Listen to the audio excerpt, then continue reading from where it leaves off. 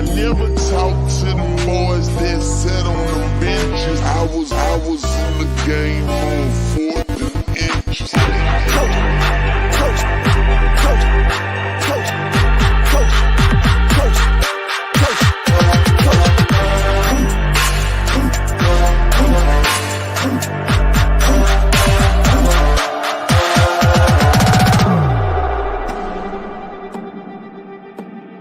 time to go to work.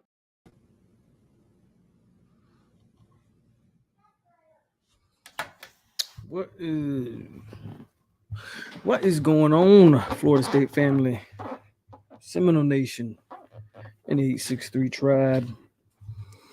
It's your boy POLK, a.k.a. a.k.a. the goddamn truth. And we finally gonna dig in to this Oklahoma Bowl game, the Cheez-It Bowl as it's being called now. I think it was at one time like the Athletic Bowl. I don't know. This bowl in Orlando has changed a gazillion times. But finally, man, we're going to get into some of that after early signing day is come and gone. I don't expect any additions on National Signing Day. Pretty much everybody gets it done. They probably should just change it. But we still got National Signing Day. I don't really expect any additions to the class.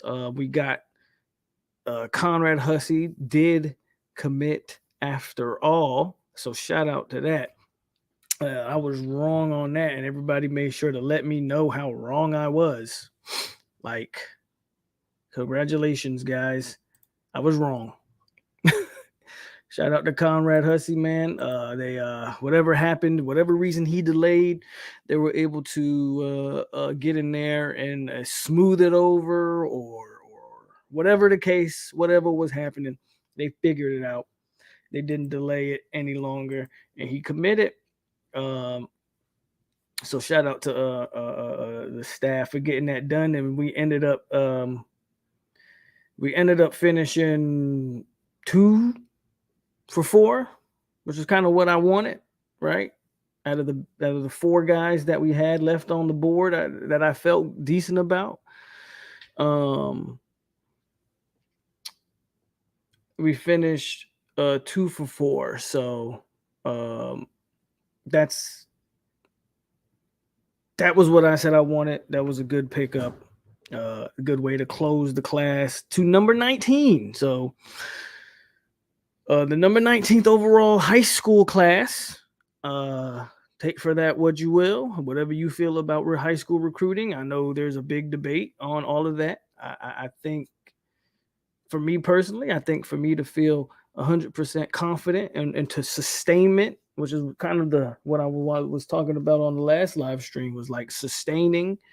Now has nothing to do with next year, but the next year and the next year. I don't know if Mike Norvell's 22 ranked class, 21 ranked class, and now not, I mean, I guess it's shown improvement, but those are his class rankings after 3 years. I don't know if they get it done. I think a top 15 class year in and year out is what my expectations, and I think what everyone's expectations should be. But I'm not going to waste too much time on recruiting. This live stream is brought to you by a good old glass of water. That's the drink of the day, because it's 1:30 Central Time, 2:30 Eastern Time. So yeah, I'm drinking water. And so yeah, man, we're gonna dig into we're gonna dig into some Oklahoma and maybe what to expect in this one. But of course, before we do all of that, you know what we do. We gotta pay the bills. Hit the like button, subscribe. If you are new around here, don't forget to hit them comments and share the video. Let people know we are live and in the building. And we're gonna get it started and talk about some Oklahoma, man. And that's what I want to talk about. Like, the recruiting come and gone. You know, we can probably spend a whole nother live stream arguing about whether the 19th ranked class is good enough or not. You know, but you closed decently this time. You had a good you got Edwin, you added 2 guys. So you added, you signed 5 DBs in this class. So you signed a numbers wise, you signed a good DB class. So again, we can go over, we can talk about recruiting probably for a whole nother hour or two. Not really the goal here. What we're gonna do though is get a roll call in here and get everything started. So hit that comment section as we hit a roll call here in 5, 4. Oh, by the way, man, if you're in Texas like me, it is freezing. Like, I didn't sign up. Like, if y'all don't know, I was in Hawaii for 3 years before I came to Texas. 13 degrees don't do it for me. Hell, I get to 40 degrees and I'm cold. 13 in the teens, bro. In the teens. I'm not built for this. I'm not built for no 13, 16 degrees, guys. I don't know what the weather is like where some of y'all live. I think majority of the people that tune in live somewhere in the state of Florida.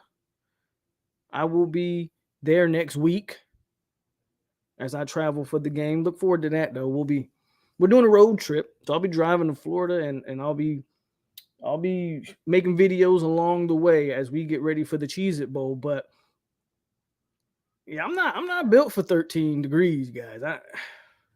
Anyways, man, let's get to this roll call.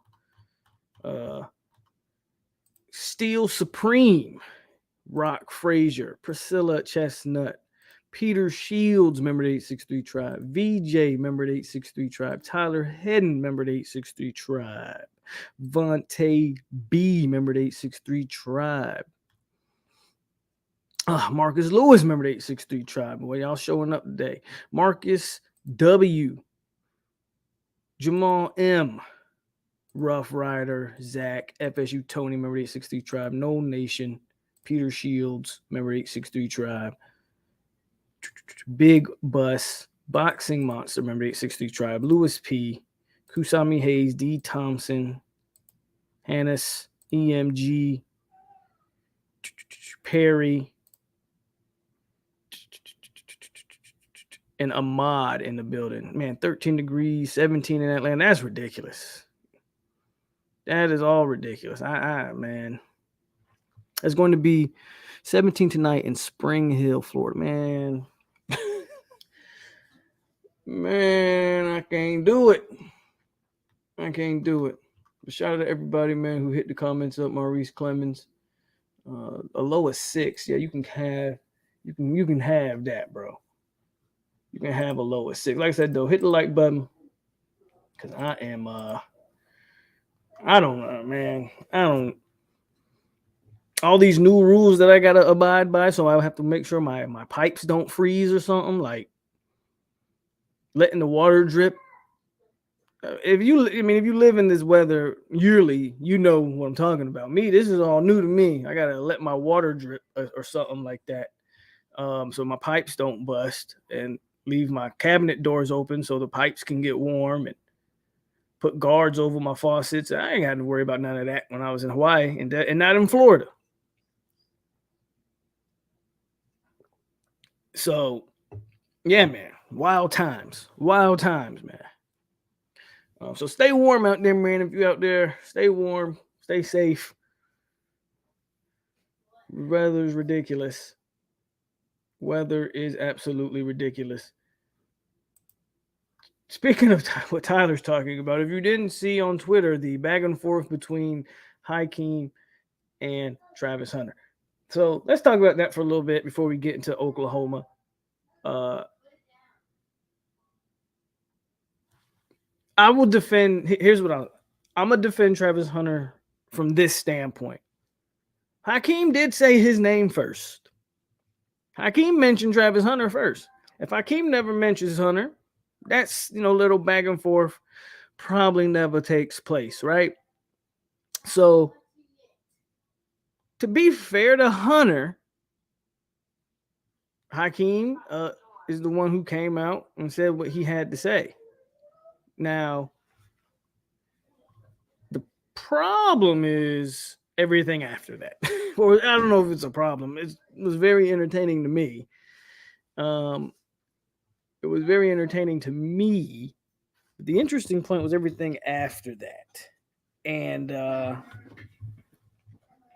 so if you don't know, I also blame our media. I'll be honest with you. I'm gonna blame our media a little bit for this too, because Nose Game Day and War Chant, they made a big deal about Hakeem saying that, he wasn't Travis Hunter, something to that nature. I don't know what he said verbatim.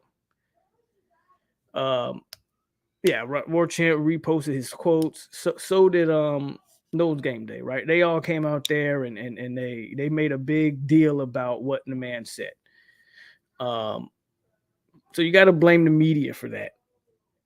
And so Travis responded and said something to the nature of, and I'm not going to pull up all the tweets because I kind of remember but most of them. But Travis responded with basically, you could never be like me, or you ain't me, or something like that. In which Hakeem responded, which I thought was the best comment of the back and forth. I thought this was the best comment. He said, basically he said, you're right because I'm solid. Basically saying I stand on my word. And of course, the FSU media also took that and ran with it. So FSU media played a big instigator in this entire ordeal, to be honest with you. They played a big, they instigated pretty much the entire back and forth. But Hakeem responded, I'm solid. I think you can tell that rubbed Travis the wrong way. Because then he continued to respond with stuff like your coaches would take me over you. Your coaches were calling me before I hit the portals. He was trying to really throw a lot of shade to the coaching staff, our coaching staff, and trying to insinuate that they would value Travis over Hakeem. A lot to kind of go into there. First of all, you got to be careful when you throw stones from a glass house when you have your own coach who was on the phone with Hakeem to the last minute trying to get him. Also, your own coach was announcing his son as the quarterback of Colorado before he ever hit the portal. So where's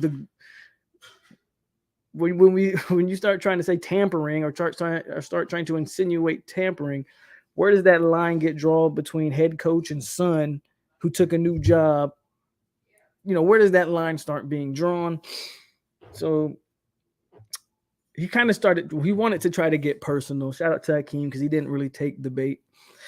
And I thought after the solid comment, I thought Hunter kind of resulted to some cheap shots or tried to result to some cheap shots.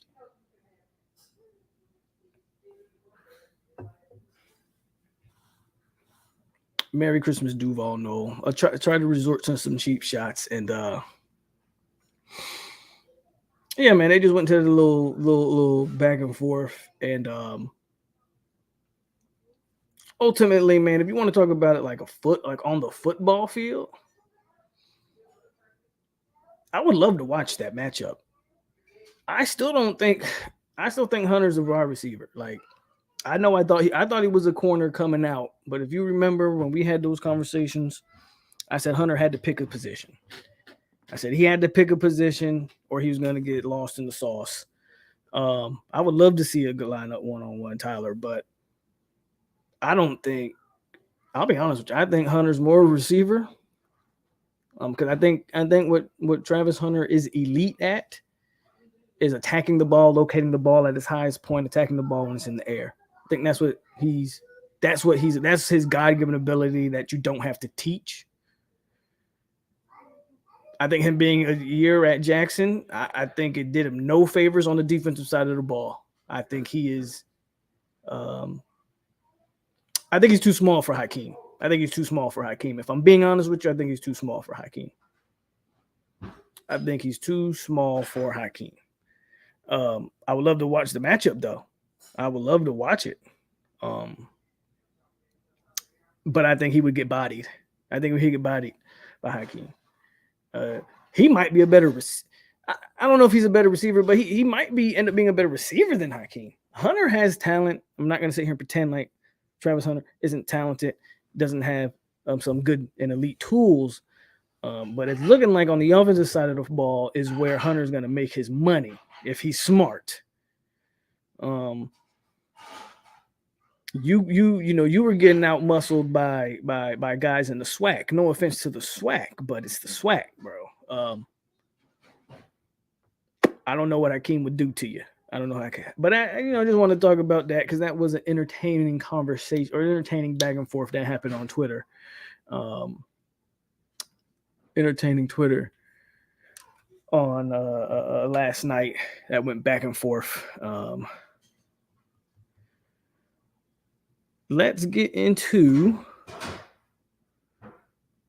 Oh, I see T2Y then showed up and riled everybody up. Seminole T2Y in the building. Of course, you would pick Hunter all day. What do you think, Cromartie or Hunter? Well, Cromartie still going to sign with y'all, or what's going on with that? I'll speak. I didn't really speak on that. I think the longer this draws out, the worse news is going to be for Miami. You know, if Cromartie McClain takes this thing all the way to February, I think Miami might as well say he's gone. I think the quicker they can shore this thing up, then I think Cromartie can stick. But if you let Dion get another month and another 2 months with communication to Cromartie, so what's the holdup then? Oh, so he doesn't have ACT scores. Oh, so it's the grades. So Cromartie signing, he locked in, but he can't sign until he has ACT scores. Y'all didn't know that before y'all offered, or y'all just didn't care? That's the kind of squad Mario building over there. Cromartie will be in the portal in a year or two. It'll be in the portal in a year or two. Shout out to Cromartie McClain. And we'll see what's going on. Like I said, the longer that thing lasts, the not so good news for Miami. Whatever, regardless of how they try to spin it, whether it's ACT, SAT, BCT, QC, I don't know, whatever. The Florida rights test, the FCAT, I don't care what class he has to take or test he has to take. You better get it done. That's all I'll say. He said Cromartie takes an official visit to Boulder. Book it. If that somehow happens between now and February, yeah, it's over.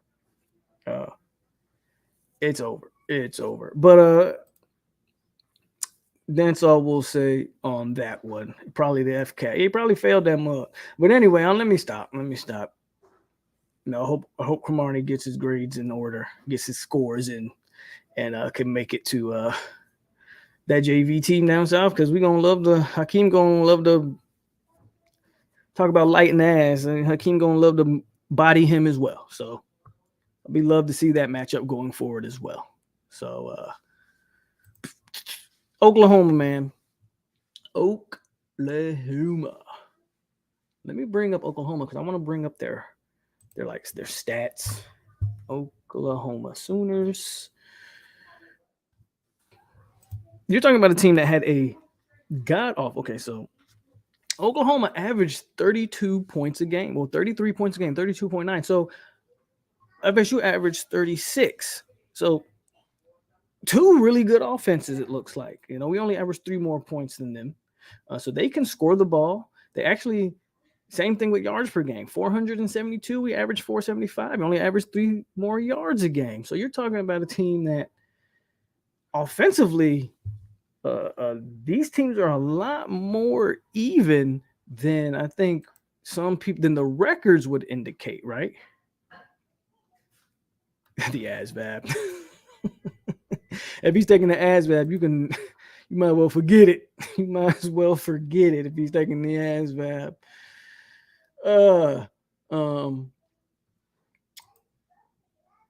Offensively, man, 2 even teams, it looks like. Look like they're pretty even. Dylan Gabriel will be playing, obviously. I'm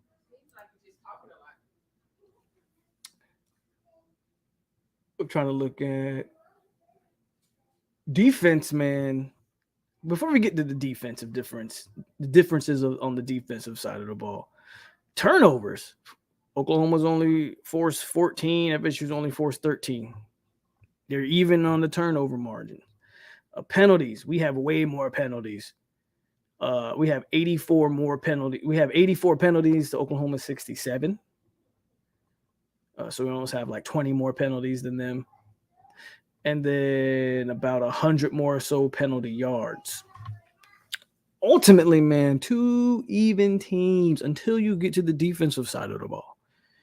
And this is where Oklahoma is giving up 30 points a game at 29.6. FSU is giving up 20 points a game at 19.7. Oklahoma's giving up 400 and almost 500 yards per game and 450. FSU is giving right at pretty much 300 at 307. Almost a 200-yard difference in yards per game and about a 10-point difference in points per game. Defensively, these teams are not the same. That's where this game is going to be won or lost for Florida State, man. Both offenses, I'll say we cancel each other out. But if this FSU defense with Adam Fuller is what the numbers say it is at 20 points per game and 300 yards per game, which makes you statistically ranks you in what, the top 10, I believe, top 10, top 15. If those are accurate and those hold true, FSU should win this game comfortably. If this defense gets exposed against a high-powered Oklahoma offense, now there's some caveats to that. Oklahoma's got some guys in the portal. Oklahoma's got some guys opting out for the draft. So Oklahoma isn't really – I think this win would be good for them after their 6-6 season, and Brent Venables, right? He could definitely use this win for momentum, but I mean, does he really need it? What did Oklahoma finish in recruiting? They finished like a top 10 class. Am I wrong there? Let's find that out. I know they had some big gets down the stretch. They had some big gets down the stretch. Let's see where Oklahoma finished in recruiting. You would argue they don't necessarily need the momentum. Oklahoma finished in the top 5 with 3 5-stars, a 91 average. Oklahoma don't necessarily need the momentum. They got it. They already got the momentum.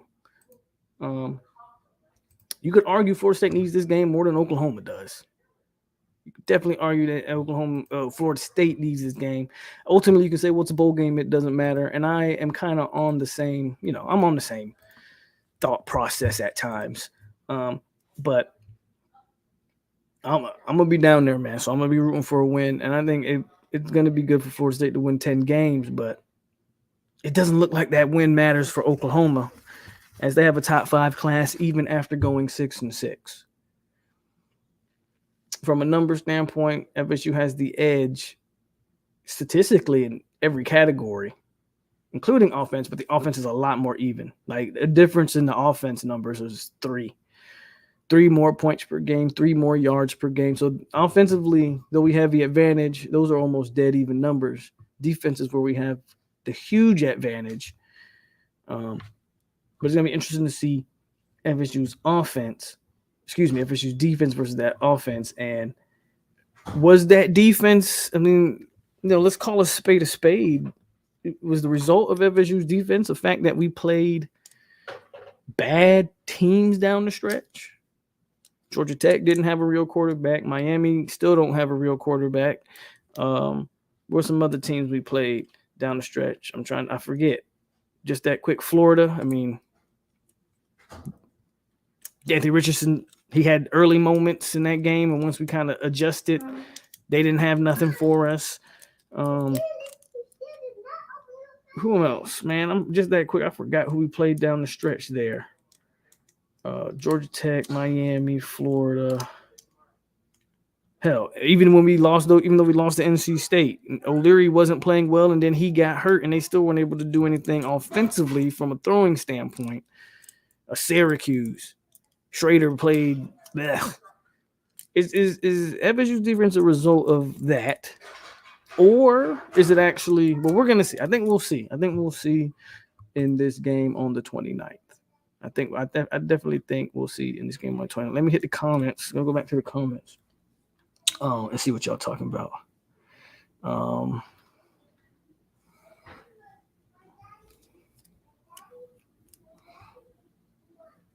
Anthony, Merry Christmas.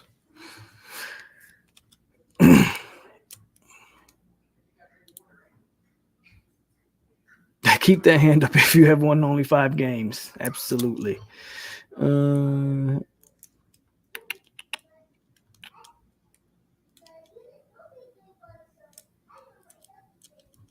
think it's a far gone conclusion we beat in Oklahoma.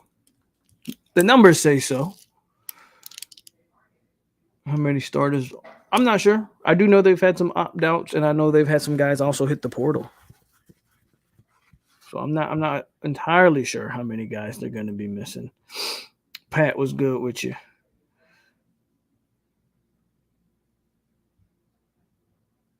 I think it's hard to tell who cares more. I think from on the outside looking in, you could argue that Oklahoma doesn't need to care. Again, they finished with a top 5 class. And I mean, regardless, that team is going to be, they have momentum going forward just from a recruiting standpoint and the infusion of young talent they're bringing in, right? But that could be different inside that locker room. They could really want this game. And most players don't want to finish with a losing record. Not everybody, unless you're from that JV team down south, not everybody is this excited in the offseason after going 5-7, having a losing record, not only having a losing record, but literally getting the doors blown off you after every game you lost was pretty much a blowout. Like, not everybody's happy about that. Oklahoma might actually have some pride, something that them boys down south don't have. They might actually have some pride, and they might want to win this game.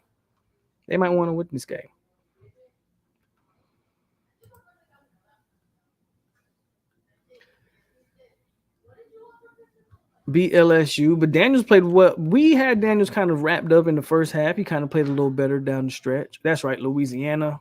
Wasn't much to talk about there.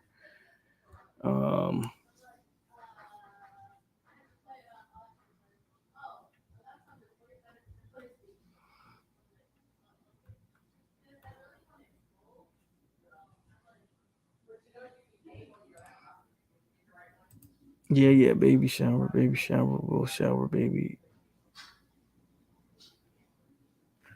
What?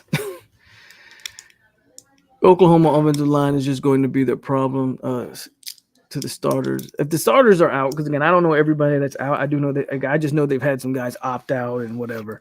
But if those are some major key starters on the Oklahoma line, then yeah, it could be a problem. -7 in Indiana, bro. You can have that, bro.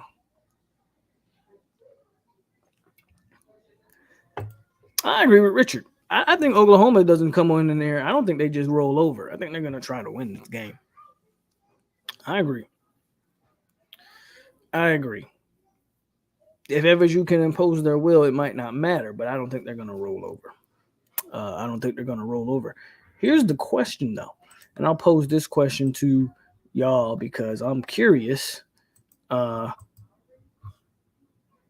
Mike Norvell's never won a bowl game. I think he's 0-3 while he was at Memphis, the head coach at Memphis. 0-3 in bowl games. I think I know the answer. Well, I know the answer y'all are going to give me, but does that matter? Does it matter that Mike Norvell's never won a bowl game? Does it? Do you think that plays a factor into the 29th? I think that's an interesting question. I don't necessarily believe it does. I mean, he was at Memphis. And a lot of times when you're at Memphis, just getting to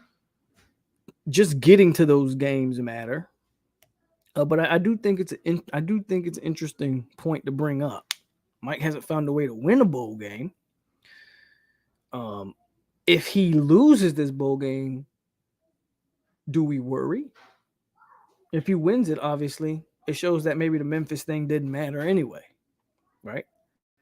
So I'd be interested to see, or interested in y'all opinions on if it matters. Ultimately, me personally, I don't necessarily think it matters.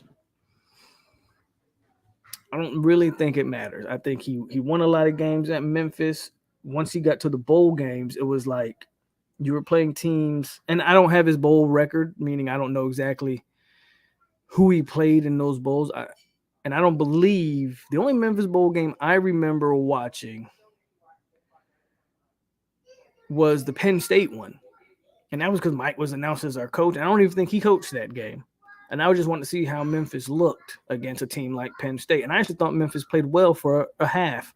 And then I think Penn State just had the more talent, and it started to show by the end of the game. But Memphis played that game tough for a half. Again, but I don't think Mike coached that game. If he was to lose this one, I think you'd have to start questioning it, right? Like he said, losing this game would be a head scratcher for sure. He says, if you can't beat OU in a Cheez-It Bowl, can we beat Clemson? I mean, interesting question. I think he wins. I'm definitely not picking us to lose to a 6-6 Oklahoma team that can't stop a nosebleed. I think Texas Tech put up 50 on Oklahoma. So as far as I'm concerned, Travis should be able to do what he wants to do. Benson should be able to do what he wants to do. It's still interesting, though, that he's never won a bowl. And does that matter? Or does it translate to Florida State? Now, he never made a bowl here. He's finally made a bowl here, so that's the plus. But if his bowl game woes continue, I think you have some questions. I don't think they do, but I think it's a valid question to ask. Because VJ says every win means something.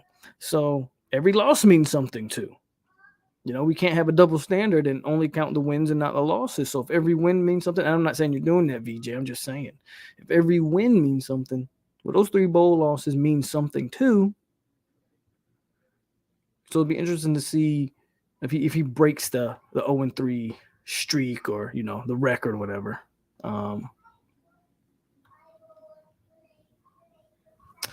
The Avatar movie was, I went and saw it. First of all, it's long. It's a visual eye candy. Very pretty movie, very awesome CGI. Just like the first one was. The story, though, is a bit clunky. Like, it's kind of long for no reason. Like, they could have probably cut an hour out of that movie and had a better overall movie, in my opinion. A lot of filler in the movie, but a lot of interesting things. They're setting up for the third one. Right, so there's going to be a third one if you haven't seen it. They set up for the third one. And, yeah. Story's decent in some spots, but it just kind of gets long and drawn out. I'll be watching from inside the stadium.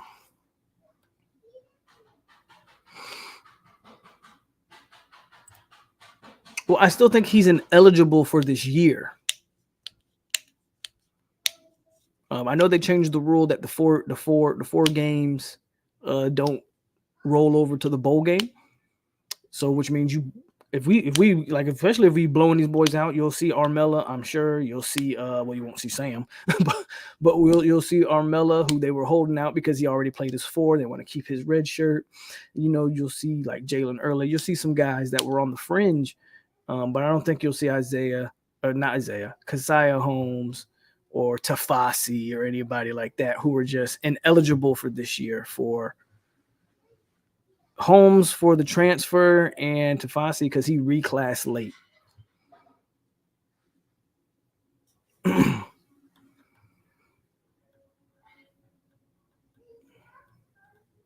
Yeah, the next one coming out in another 10 years. Yeah. Decent movie, but could have been better. I think this game is when evaluations coaches. What more evaluations do we really need? All I knows. Long time watcher, first time posting, just speaking. Hey, appreciate you, bro. Appreciate you. And don't be a stranger in the comment section, bro. This is the most interactive show on YouTube, so don't be a stranger. Oh, he had a surgery, didn't know that, so he won't be playing then. Douglas is starting over McDonald according to the depth chart. I haven't even seen the depth chart. Interesting, though. Interesting. But I want to go back to this comment. I think this game is when Norvell evaluates his coaches. I think the coaches should have already been being evaluated all year. I think you had all year to do, Rock. You know, I said this after the Florida game. what coach changes need to be made. I think it's apparent that coaching changes need to be made. And I don't know why sometimes we want to hang on to guys. Like, I already know the conversation piece is going to be, well, he led Edwin Joseph and Conrad Hussey down the stretch. Why do we want to get rid of Woodson? Like, we, we keep doing this. We talked about Chris Thompson. Well, he got Jeremiah Bell and Morlock. Do we really want to, like, and I don't have an answer. I just have an opinion. And at some point, I think you got to address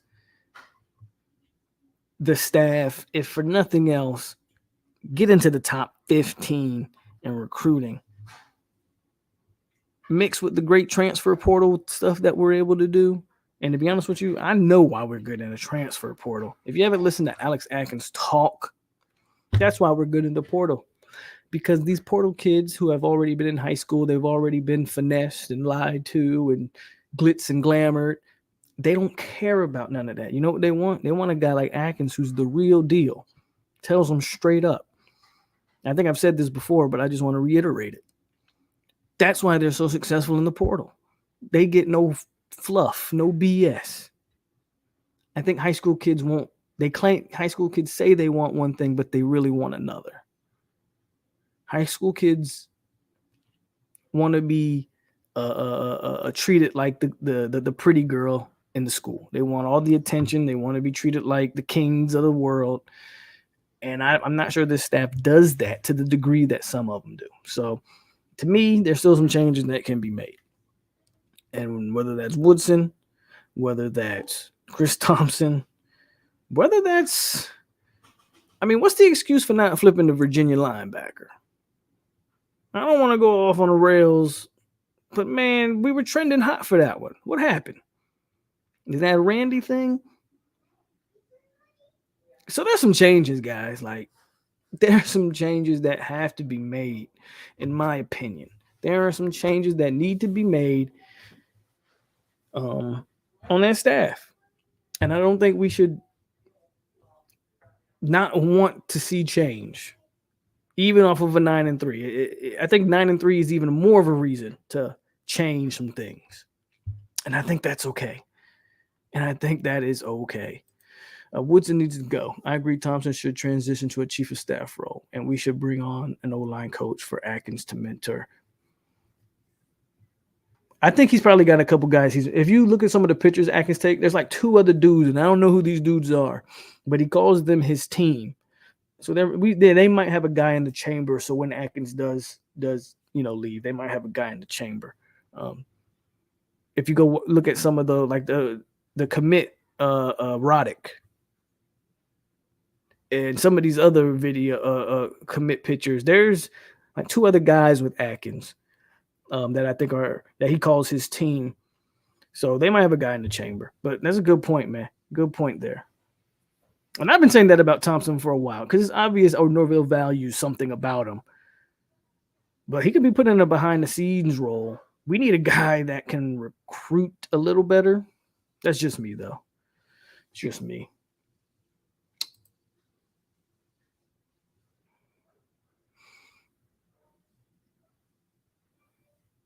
I'm cool with Randy. I like our linebacker room. I think our linebacker room is in a good spot. Blake Nicholson helps that. But we play the what ifs, and obviously we got him, so there's no reason to. But like, we got one guy in Omar Graham last year, Blake Nicholson, and Ward this year. If you take Blake Nicholson, let's not even play the what if. Well, it's still a what if game. But what if Blake Nicholson gets hurt? So it's going to stunt his development for a year. You got Ward and Omar Graham. I like Omar Graham. The jury's out on Ward. We'll see. I don't know if our linebacking room. I think our linebacking room is in a great spot because those 2 redshirt juniors came back for their senior year. If they didn't have come back, I'm not so sure it's in that great of a spot. It's Dix even ends up on the roster. Outside of Lundy, who else has even played for you? You got Brandon Gant, but Brandon Gant was kind of able to be used in a certain role because he's undersized. I think there's some questions. Bethune and Deloach put a Band-Aid on those questions next year. But And then the following year, you're hoping Graham's ready, and maybe Blake Nicholson could be ready. But I think after Bethune and the Loach, there's probably some questions. Not everyone needs to be a killer. Well, you definitely need to lead. Do we have a killer on the defensive side? I'm not so sure we do. I think JP is really good. I don't know if he's a killer. Like, okay, you got Atkins on the offensive side. And if you can get Atkins on the offensive side, I don't know, somebody on JP's, maybe Dugans is that guy. I give Dugans credit for the wide receiver haul he put in this year. But I don't have that. I don't have an Atkins on the defensive side of the ball at all. I got JP who's good. And then a bunch of questions after that. Cooper Williams is the O-line assistant coach. So that might be the guy that they got in the chamber. There's no reason for Blake to play running back here. Not at all. Man, I read Virginia board that when they coaches went in home visit, they took like 9 coaches. So I probably scared them, but they wanted to keep that kid going. I don't blame them for wanting to keep him home. I wanted to bring him here. I think he was only a 3-star, but he had all the traits of a sleeper linebacker. Yeah, Amari's gone. That's what I'm saying. You can say the linebacker core's in a good spot, but you get past those 2 upperclassmen, and I don't know if it's in that great of a spot. I would like to bring in a linebacker in the portal if one was available. Odell been getting these kids right for years. Odell does a very good job of developing his players. Before this year, they were on Dugan's head. He turned that around quick. Let's see who else can turn it around. POLK, who is FSU losing recruits to when our coaches don't close? Everyone's different. So we lost Keldrick Falk to Auburn. You lost the Virginia. I mean, I don't know if you count the Virginia linebacker. See, to me, I count it because he was trending and crystal balled to Florida State by whoever. And everybody was in a good spot. And I know he never decommitted to Virginia, but it's the same way same thing I was saying about Hussey, where everybody was like, well, Hussey is still committed to Penn State. So, well, there's a reason why he was trending to Florida State. As you see, there's a reason he signed with Florida State. So a lot of times guys might not decommit, but that don't mean they aren't trending. So you lost to Virginia on the trail. You lost to Auburn on the trail. You lost to Miami on the trail well, I'll take that back. You didn't really lose to any players to Miami, in my opinion, because I don't think Ruben Bain was ever legitimately like entertaining Florida State. I just think he liked the attention. And I really can't think of any other player. We didn't really recruit against Miami hard this year. I mean, you had Ruben Bain, you had Edwin Joseph, you had Hakeem, and maybe your boy, what's his name, Damari Brown and his brother or whatever. But even those guys, I thought they went after the brother more than they went after the high school kid. So just a few kids to answer your question. Do you think we could use Blake like Lundy in the future on offense? I don't think there's no need to. No. Is it true number 2 is coming? I've only been calling for it for years now. Since I've been doing this live streaming and this YouTube channel, I've only been saying they should bring number 2 out of retirement, but there should be stipulations on it. It should be a number that's earned. It should be a number that only DBs wear, and no freshman should ever wear that number. I don't care how highly rated. I would argue that you got to be a hell of a sophomore to wear it. It probably shouldn't be awarded to a junior, senior year. So I don't know if that's true or not, but I've been calling for it for a while. No, Marv coaches at Virginia Tech. We lost him to Virginia. Heck no. If we lost a commit, let me tell you something. If we would have lost a commit to Chris Marv, oh yeah, defensive staff got to go. Yeah, Potato Bethune is coming back. Yes. Do you think academics might have something to do with not closing? Because we know the SEC kids don't go to class. Well, again, the linebacker's not an SEC kid. I mean, No, I don't. That's tough to say. I don't know. I don't know. Great question, Rock. You're gonna don't stir them up because when I ask these questions, I'm negative. I'm this and I'm that. Don't stir them up.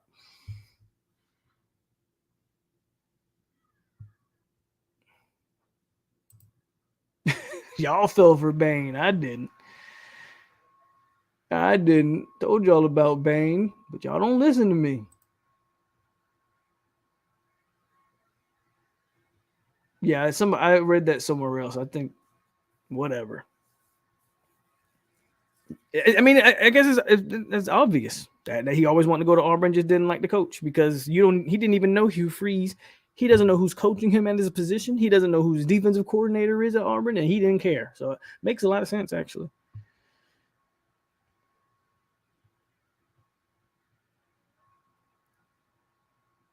No, I like Tokars. LSU is getting both recruiting and the transfer portal with a few key pieces coming back. I feel like it's going to be a good. If you haven't watched what LSU is doing, so you look at Florida State, right? Florida State had loaded up on the O line in the portal. Go look what LSU has done in the portal. They've loaded up on D linemen. And I think they got a couple DBs too. They're looking to, they're looking to. LSU's looking to win that game. I think LSU's looking to win that game. It seems FSU only lose players recruiting to SC. Well, I mean, that's who they recruit against. They're in the state of Florida. They're not recruiting against the USC Trojans. They're not recruiting against Michigan. They're not recruiting against Ohio State for the most part. They're recruiting against Auburn, Ole Miss, Mississippi State, Georgia, Bama. They're recruiting against Florida. They're recruiting against SEC teams in their area. So, of course, when you lose a recruit, that's who you're going to lose a recruit to. You gotta be able to recruit your area. We in the South, like it or not, that's who you gonna recruit against. You feel me? It's not that I don't care for Odell. I just told y'all Odell is wild. It's not that I don't care for him, but I think he's doing a great job on field coaching. To be honest with you, if I'm being 100% honest, no bias, I think he's been doing a great job on the field coaching. And I've come to the realization Odell's going to be here as long as Odell wants to be here. You notice I don't call for Odell's job anymore. I don't even say that. Y'all bring up Odell. I don't even bring up Odell anymore because I already know there's no point of bringing it up. But when someone does bring it up, y'all tell me. Y'all tell me.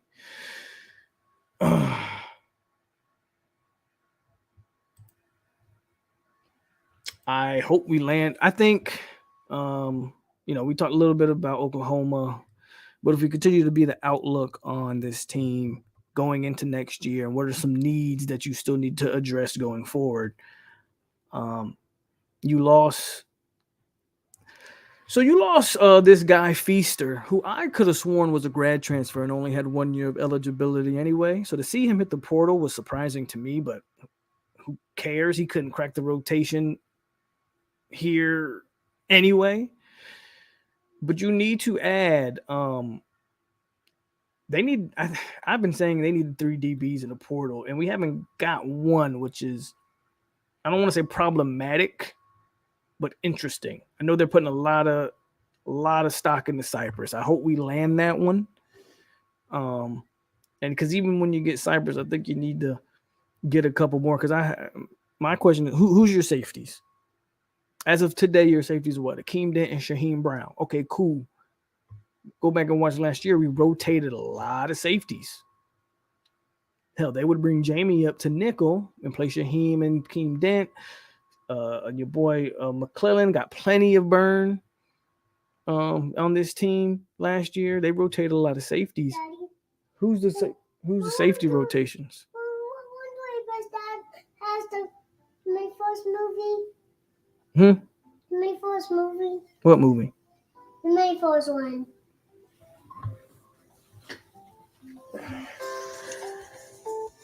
Dum dum. I thought I put that on your TV. There you go. You're welcome. Never fails. Nope, LSU's QB's come back. He's already announced he's coming back next year.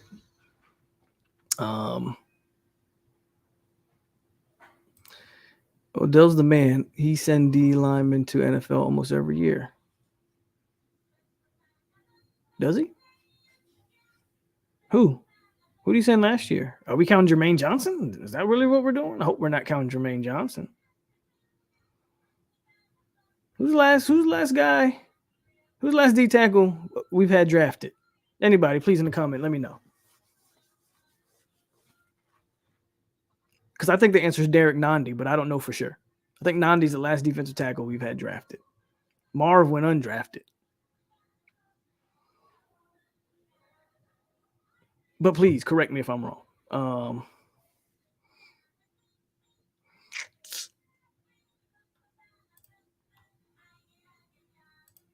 I think Verse announces after the bowl game.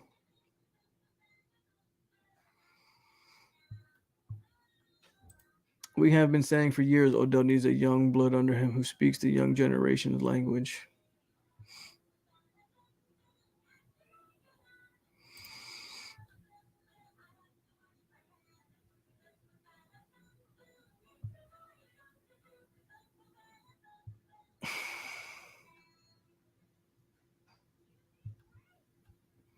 We still got Travis J. I forgot about Travis J. Good point. We haven't seen Travis J. play football in a year. What do we think? Do we think Travis J. comes in next year and he's a different player, a new player? I mean, it's a great question to ask. But again, that safety room shaky, right? The more you look at it, the more you think that safety room's a little shaky.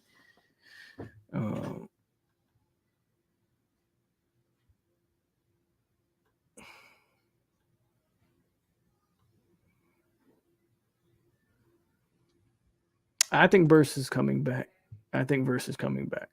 And Tyler says expand the off-field staff. That's another thing that I said after the Florida game. You know, if we want to sustain success, what changes does FSU need to make on not just the particular coaches, but then expanding the staff for more off-field guys, right? So, no, I'm with you there. But again, to my question, I mean, I think they still need to add some more DBs because I think Cypress they're bringing in to be a corner. I mean, does Conrad Hussey get burned year one? It's possible if he's good enough. I always question freshmen playing early. If Conrad Hussey's good enough, I mean, if you look in previous years, like Kevin Knowles kind of had to play out of necessity. Amarion Cooper, they kept out for about the first half of the year, and then he came on strong. He had a down sophomore year. We'll see if he picks it up in his junior year. AZ, talented, but they eased him on the field as well. He didn't get as much playing time as some of us wanted him to get. There's a lot of questions in that. Again, I hear you. He's gone. That's my point. FSU lost Jamie. Sydney hit the transfer portal. Sam McCall hit the transfer portal. And McClellan just graduated, ran out of eligibility. Who's the safeties? We need to add another two guys, and preferably them both. You know, I think they want Cypress to be a corner. Who do they add in that safety room? I would argue we need to add some guys there, unless you want to put a bunch of stock in Conrad Hussey or Kirkland or Quintavious Jones, but these are freshmen who's probably not going to be ready, if we're being honest. Probably not going to be ready. And now you risk ruining a year of development. But we'll see. Now, he was on the scout team all year, actually. Your boy, Travis J. Wore a black jersey all year. So again, does he even stay? Does Travis J. hit the portal? I don't know. I think that's still a possibility. And then if he does stay, how much expectations do we put on Travis J? I do believe St. Thomas Aquinas is usually, when we get them, we don't really usually get a lot of them. But when we do get St. Thomas Aquinas kids, they usually work out good for us. I agree with you. Why does FSU recruit bigger cornerbacks and safeties? They recruit to be a little smaller. I think they like the length and the ranginess on the edge. I think maybe in the middle, they like a little bit more in the box kind of guys. But Shaheem's not little. They don't necessarily.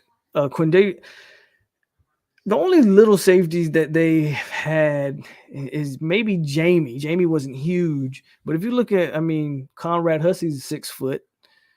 Every DB they've recruited is 6 foot plus. Sidney Williams was about 6'1", 6'2". Sam McCall was 6'2".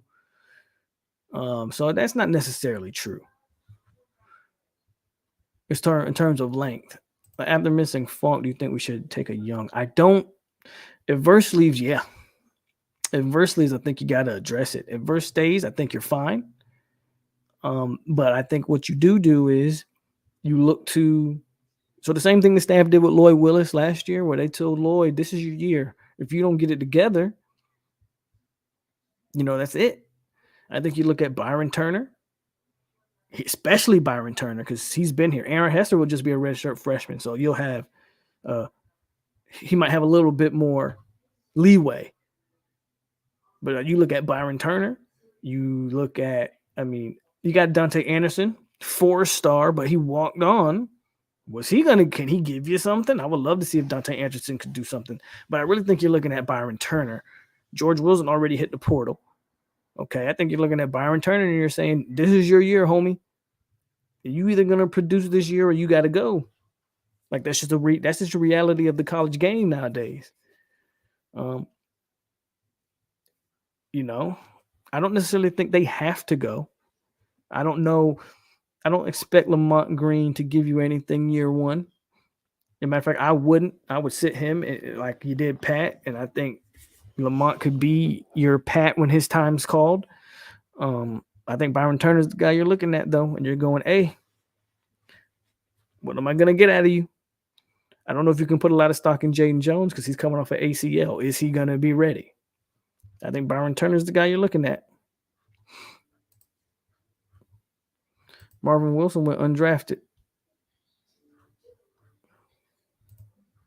I think Edwin might have a decent chance because I think they want to use Edwin in that Greedy Vance, Kevin Knowles role.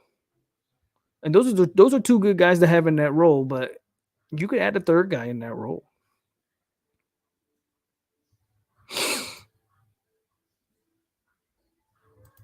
I don't know.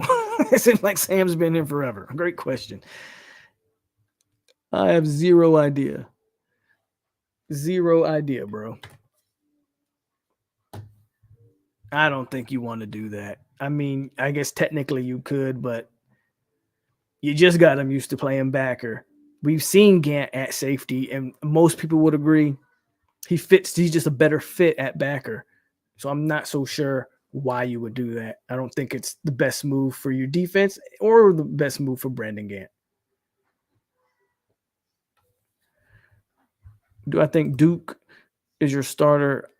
I think AZ has something to say to that. If you get Cypress, I think you can lock that in.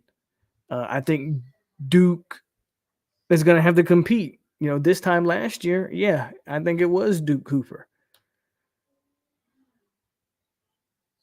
Y'all know I was very high thinking about Duke Cooper this year. He had to, due to injuries and maybe some other things. I got the bowl game on here. Louisiana and Houston. Louisiana up 7. What channel's the game on? If our game, I'm not too sure. I'm pretty sure it'd be like on ESPN or ABC or something like that. What's up? What's up, though, Sarge? So you changed your name to Sergeant Stetson Bennett. They claim that Jaden Jones again from JUCO is legit. I think I'm intrigued by him. I love his size, but I also found out he's coming off a torn ACL. So we love ACL injuries, and we seem to have like an ACL guru on this staff who's able to fix them up. So maybe there's no need to have any cause for worry there. Anderson's. I mean, that's a good choice. I just think he was a freshman last year. He's also a walk-on, even though he was a 4-star, which still baffles me that they pulled that out.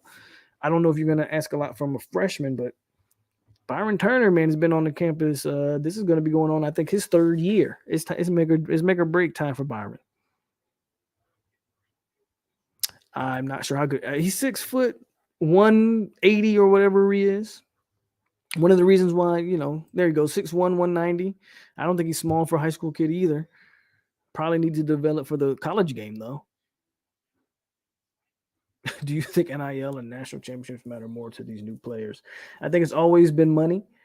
I think players want to win, but the end game has always been the NFL.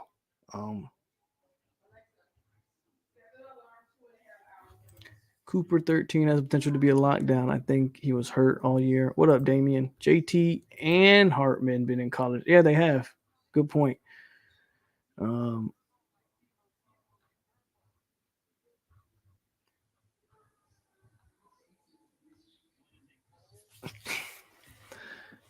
you think so? We seem to have an ACL guru on this staff somewhere. They fix him up. They fix him up. They couldn't quite fix up Mackenzie Milton, but they fixed up Trey Benson and all these other guys. I think we will pick up safety linebackers and defensive linemen during the spring out the portal. Why do you think that the recent success we're still having a hard time reeling in top D-line recruits? Bro, I'm not even going to go there with you. Because when I go there with you again, I'm a hater. But look who's recruiting them. That's all I'll say, bro. Maybe it's the guy that's recruiting them. Maybe that guy is still a hell of a coach, but maybe he just doesn't resonate with the young kids anymore. Maybe. I don't know. UN games ain't on TV, period. Like, I don't care if we on Column Central or what channel we are. They not even on TV. I think Duke battled injuries, so I think that's why he had the sophomore slump.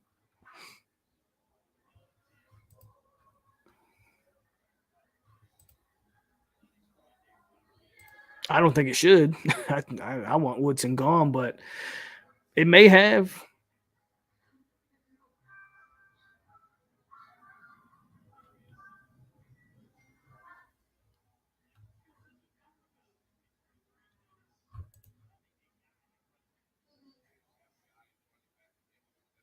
Look at the Texas Aggies D-line last 2 years, stars. Well, it means something. But you got to get them to stay. But you can't tell me you wouldn't want the amount of talent they've had. Now, Jimbo lost the locker room and all these other things, so there's more to that. But I tell you what, Purple Goblin, you give Nick Saban those same D linemen and tell me Nick Saban wouldn't thrive, or they wouldn't have them guys dialed in. The stars mean something. You do have to have the coaches next to it, though. But the stars, again, we got to stop downplaying stars. Because if that's the case, why do we want Hakeem Williams so bad? I don't know. Maybe because he was a 5-star.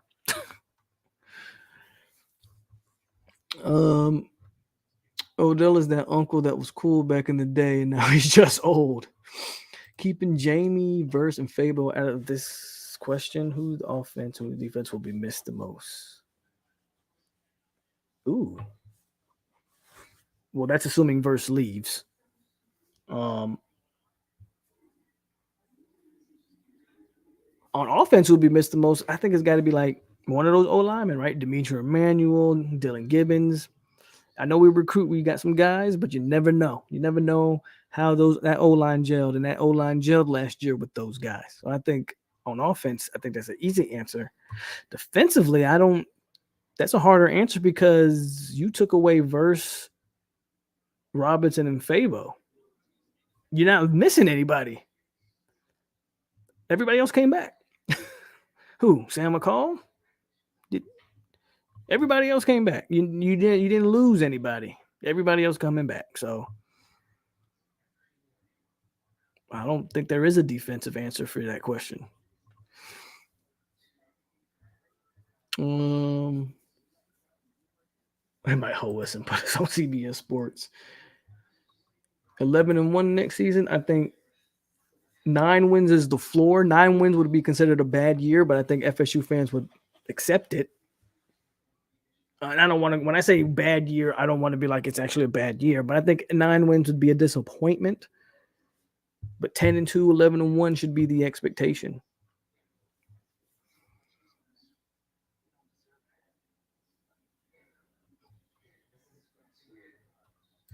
Nick Saban said, y'all must have forgot who I was. Nick Saban said, y'all forgot. Y'all so worried about hyping up Dion and Mario. Y'all forgot who I was. Nick Saban don't play. Oh, Pokey Wilson. I forgot about Pokey. Good point on the offensive side of goal. Pokey will be missed. Hopefully Winston Wright picks up that slack. But good point. Good point, Zoe. I forgot about Pokey.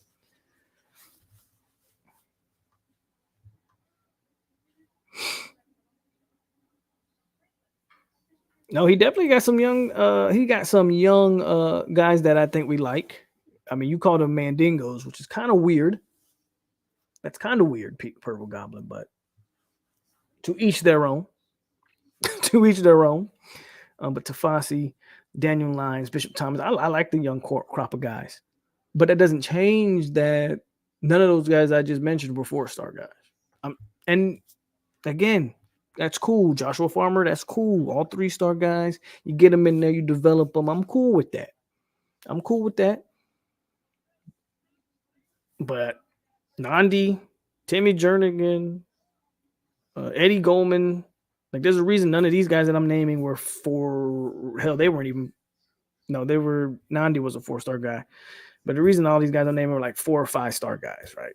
I mean, that's when FSU's defense was doing the damn thing. So I'm just, going back to that. Marvin Wilson, I mean, it's just stars matter, but you got to be able to coach them up too.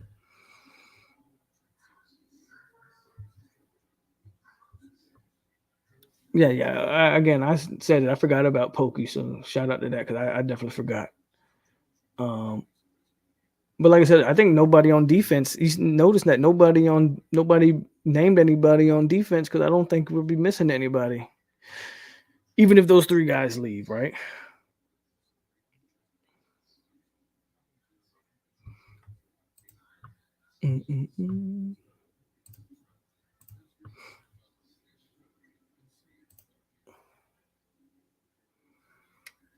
Hold on, I'm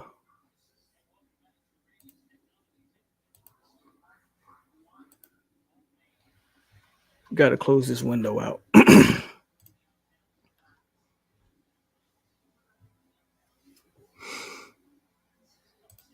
Anyway, back to the comments. Josh Sweat is balling.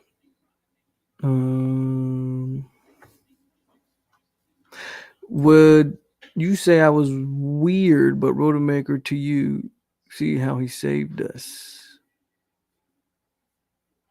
I said you were weird because you called them Mandingos, but I don't know what that has anything to do with Tate Rodemaker. Shout out to Tate for having one good half a football game.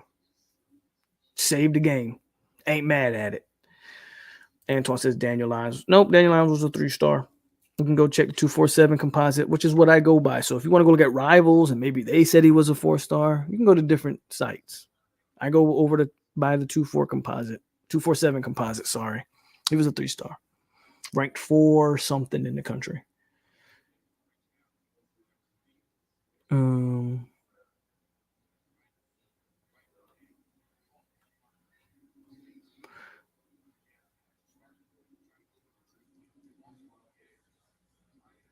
You got Samson. Samson's a 4-star. Shout out to Samson. That's the best D tackle recruit he's gotten in 5 years or something like that. We need a D tackle that will wreak havoc. I feel like we got pushed around way too much in that Florida game. Well, that Florida offensive line was legit.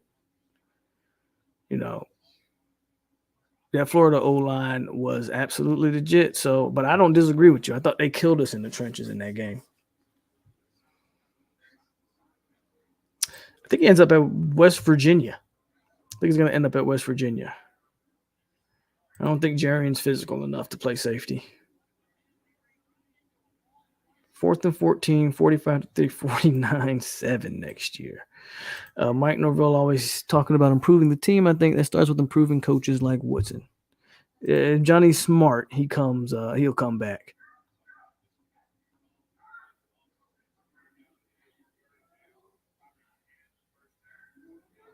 Only D tackle I didn't see pan out was 90 from Grayson.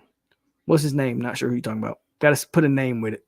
Do you think Norvell has the guts to fire Woodson or any coach? I don't know if I call it guts. He might just honor their contract. Apparently, Woodson's contract is up here at the end of the month. So we'll see. We'll see.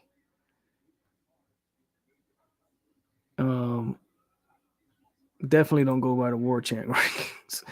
I take that Florida O tackle to hit the port. I take him too. I take him over the Miami offensive tackle. I still say, and I think there's a reason why they haven't pulled the green light on that.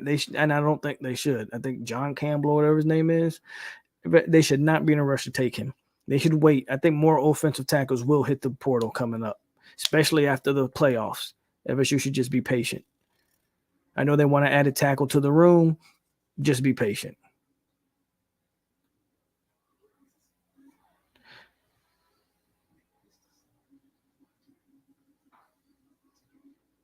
I think we're all tired. I think Brian Kelly's tired of seeing us. I think we're tired of seeing Brian Kelly. I'm not even going to lie to you. I think we're all tired of each other.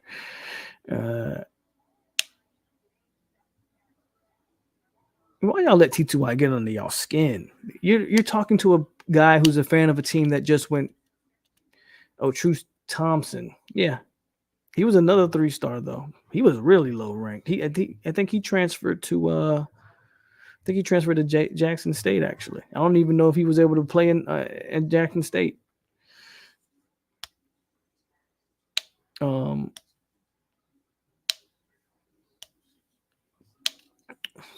Forgot about True Thompson. He transferred, though. Hurricane. But, yeah, why y'all letting a guy that's a fan of a 5-17 that got the doors blown off by what's that team? I don't even remember the team name. Memphis State? What was the name of that team? MTSU. I remember the initials. I don't even remember what they're. Middle Tennessee State. That's a damn shame you got beat by a team called Middle Tennessee State. Duke. Yeah, the Duke. Not basketball Duke. Football Duke. Pitt. Oh, and of course, the state champs. Everybody put a 40 burger on the boys. Blown out. Doors off. Not a contest. And y'all arguing with this man? Don't let him get under your skin. Melly Mel was good with the $10. Says, what's a good POLK? Glad I found your channel this year. Safe travels when you go back home. One love from the beautiful Pensacola. Hey, shout out to you, Melly. And shout out to Pensacola.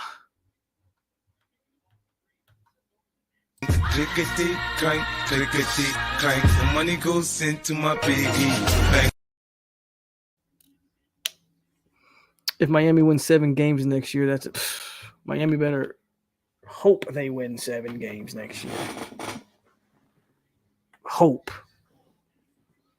With the turnover on that roster, they better hope. Poe, who's your favorite basketball player all time? Ooh. Well, if we're not counting Michael Jordan, it would be T-Mac. And then Carmelo Anthony.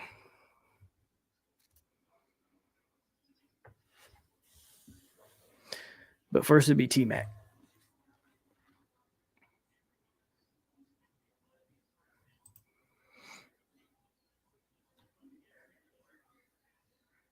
I think Florida State should easily start the year. If Verse comes back, I think this is a top 10 team. Whether you agree with me or not, I think if Verse comes back, I think this is a top 10 team. You bring back the quarterback, you see what they're doing on the offensive line. Then you look at what they've added to the receiver room. You see what they added to that offense is probably top 5. I want to see what we do defensively. We got to add some stuff defensively, in my opinion. I think they can start the season in the top 10. for sure. KD all day. Joshua Farmer. I like Joshua Farmer. I think Joshua Farmer's a good player. And he played well down the stretch. When it comes, I mean, I like the talent. I don't really, I don't pick a guy just because he wins a lot. I like skill sets. And I think when you look at those two guys, they're just my guys. Plus, I'm from Central Florida, so T-Mac for me was like the guy.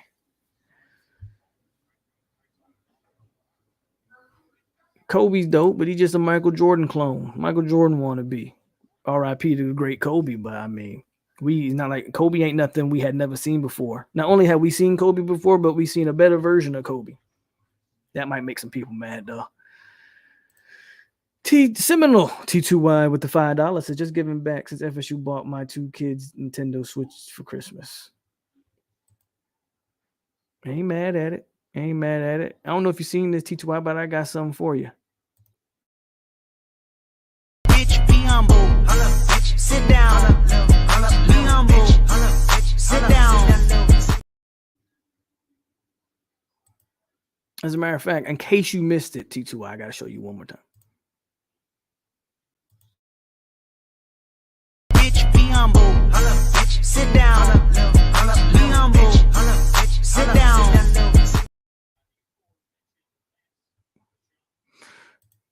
Has Deion really been cruising recruiting like everybody thought he would? I think this year I didn't expect him to make. Now, if he gets Cromartie, that's huge. I didn't expect a huge haul year 1 at Colorado. Next year's going to be telling. I don't think they win.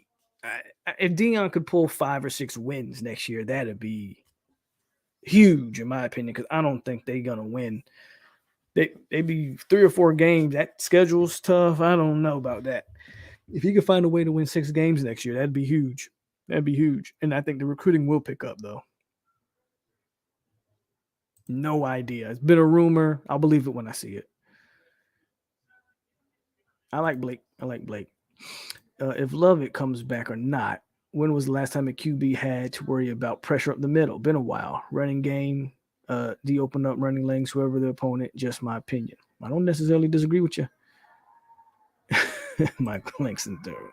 We do that all the time. We boost up guys, and they're going to do it this year with DeMarco Ward and some of these guys. And I hope that all of these guys pan out. But the realization is some of these 3-star guys we signed, they're not going to live up to the bill,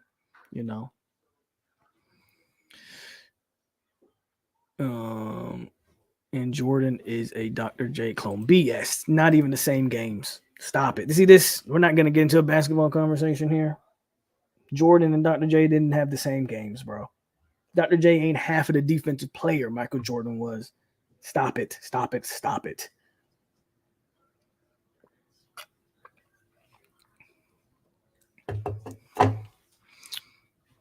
Besides Braun, Luka's my guy.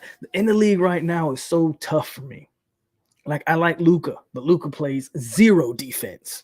I could probably score on Luka Doncic. I like Jason Tatum, but he has these moments where he just disappears. Man.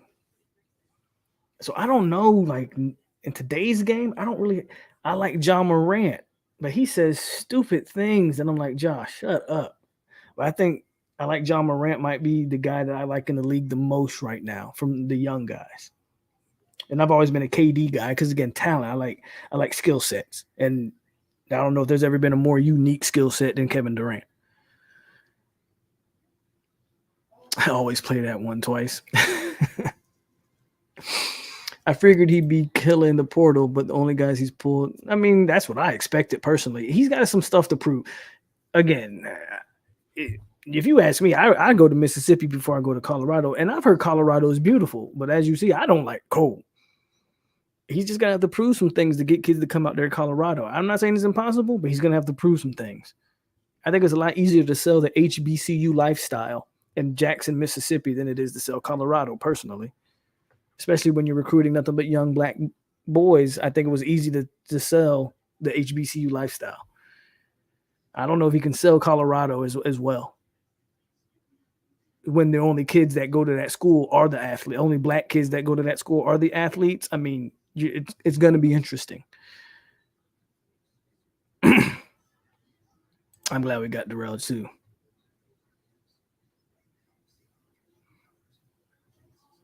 Nope, there isn't. If we can get Fisk, that'd be dope. Other than Fisk, I don't see a lot of decent options in the portal either. Myself, Sanders would have been done much better at Georgia Tech. God forbid FSU, because it would have been game over. John Moran. Other than Fisk and Cypress, is there anyone? As of right now, I don't think there is. Do you think Daryl Jackson will be better than Robert Cooper? I think they have different games. He could be more effective, but they have different games. Cooper was more your space eater. I think Daryl can do a little bit more. I don't know if I don't want to say necessarily better. Giannis is the best. Giannis is a monster. He's a monster.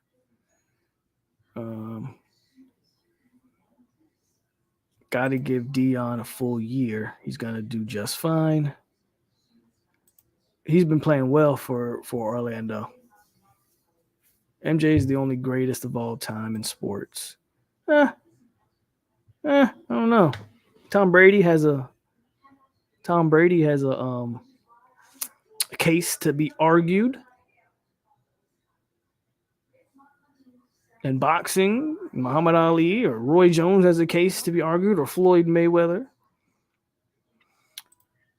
Jokic is a numbers machine, but Jokic, man, he or Jokic, however you pronounce his name. I don't know if you're going to win with Jokic, whatever. Puts up great numbers, though, but well, if you're always hurt, you can't be the best. I mean, Grant Hill was on track to be one of the greatest, and he couldn't stay healthy, right? You could say the same thing about Penny. T-Mac, this is talking about injuries. So, AD is a good player, very skilled big man, but he stays hurt. I think AD, and I like Anthony Davis. I think they overrate him a little too much. I don't think he should have been in the top 75. But that's just me. Jimmy's solid. Speaking of the cold, I got caught in that winter storm in the Midwest, -10. I'm finally on my flight. Polk, do you believe after the bowl game and the playoffs, maybe we see more transfers? I think you're gonna see. I think you're gonna see more transfers. I think. You're going to definitely see after the spring and all that, the transfer portal is not slowing down. It's in a little bit of a hole right now because pretty much everybody's hit. But the Georgias and some of these teams that are in the playoff picture, or even some of these teams that are playing in maybe some of the major bowl games, guys hit the portal after that. Then it'll slow down again. Then spring ball will happen, and once guys don't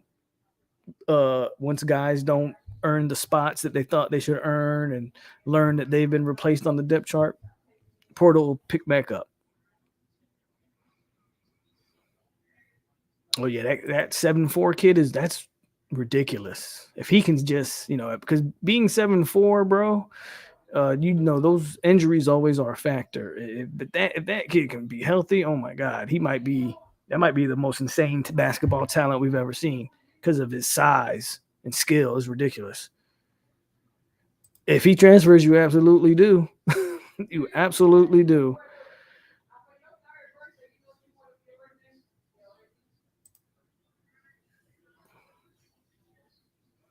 Braun over MJ.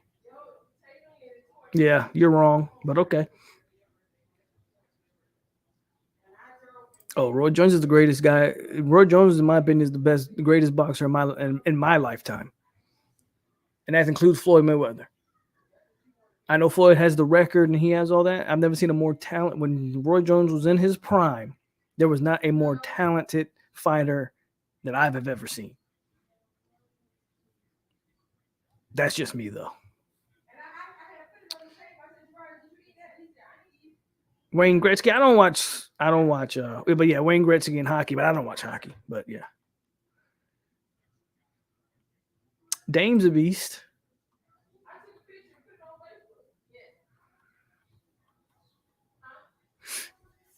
half of Miami transfers have siblings or family on the staff. T2I, we don't want that $5 hoe. Roy Jones is your GOAT. I don't say he's not my GOAT of boxing. He is my opinion, the most talented fighter I've seen in my lifetime. His losses count for something, right? But that's just me though. In the last 30 years, I don't know, man. You can try to show me a guy who's what? When Roy started off at what, 154 and went all the way up to heavyweight and won titles. Like, Roy did things in the ring that I haven't seen. I've never seen a person do in the ring. Roy beat Hot. Boy, stop it. They fought and he won. When they was young, they fought and he beat them already. Box monster.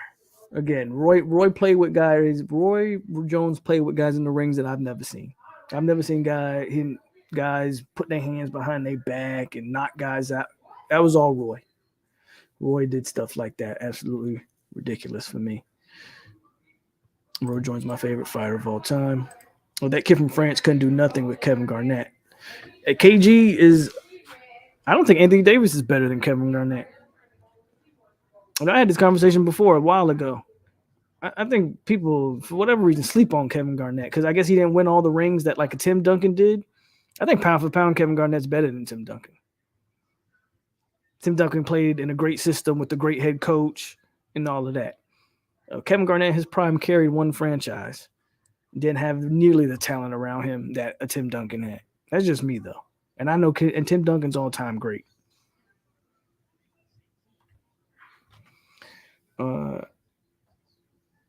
Same can you be said about Dame. You're not winning with him. Yeah, the second one, but they fought, before they were 40 years old. That's what I'm saying. Like, people like they didn't fight.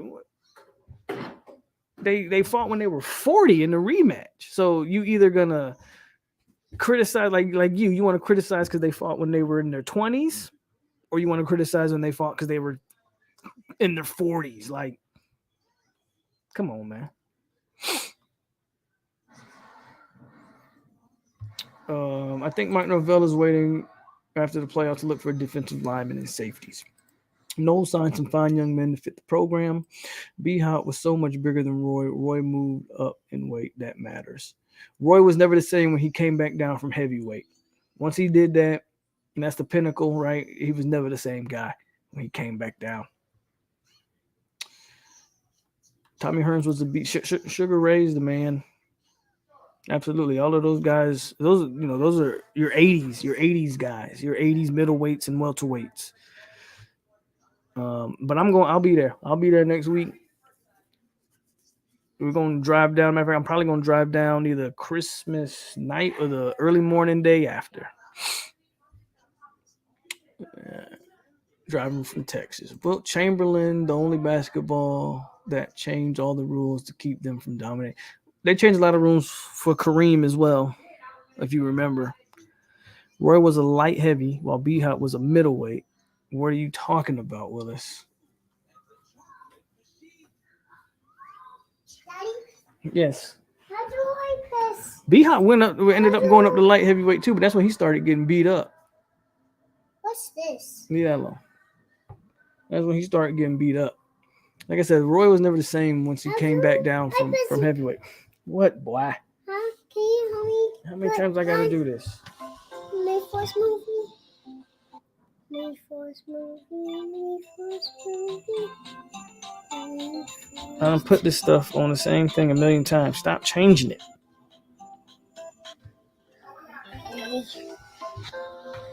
You got people listening to the YouTube kids. Here, man. Go.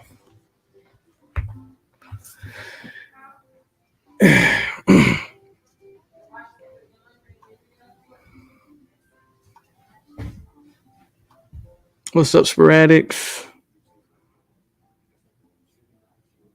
But yeah, man. I know we started talking a bunch of basketball and other stuff, which is cool. which is cool. But we talked a little bit about Oklahoma and yeah, that's when he started getting beat up.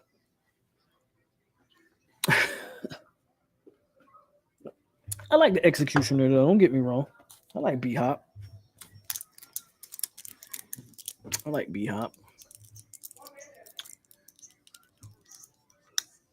He's been tweeting about rejoining the program in some type of role. We'll see if they bring him in to coach. Real is really the GOAT. We are all just too young to see it average. I have my opinion on Wilt is. I mean, I don't know. Can you be the GOAT when the next best player is 6'9" and you're 7? Like, it's like put Kwame Brown against. And I probably shouldn't even say this because Kwame Brown will get on the internet and start talking trash about. But put Kwame Brown back in like high school after being in the NBA for a few years, and he put up insane numbers himself, right? I mean, Wilt. There was nothing. Wilt didn't have anybody that could stop him, and Bill Russell just had much better teams around him. But when you're the only 7'2" guy in the league, yeah, you probably should be the GOAT. Now to Wilt's credit, he wasn't. I think Wilt was like a long jumper or something. So Wilt was an athlete. Now, don't get me wrong. Even at 7'2" or whatever Wilt was, he was an athlete. Don't get me wrong. But it would have been nice to see Wilt face somebody else his size. Man, that Roy Jones Tarver fight in the early 2000s, Tarver Cook Roy. Like I said, that's when Roy came back down from heavyweight. He was just never the same.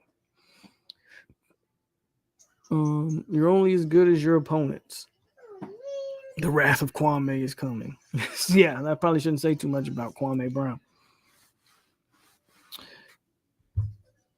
Remember back then how many? Yeah, and then you only had like 12 teams in the league. So it's hard for me to look at the 70s and not even the 70s. I mean, Wilt, you're talking what, 60s, 50s? Yeah, he averaged 50 points against Bill Russell. That's it. Nobody else. He had no one else. It's hard for me to call that guy the GOAT. You feel me? Hard for me to call that guy the GOAT. And if you really want to have a GOAT conversation, I think it's Jordan, but if we want to talk about big men, then it's Lew Alcindor.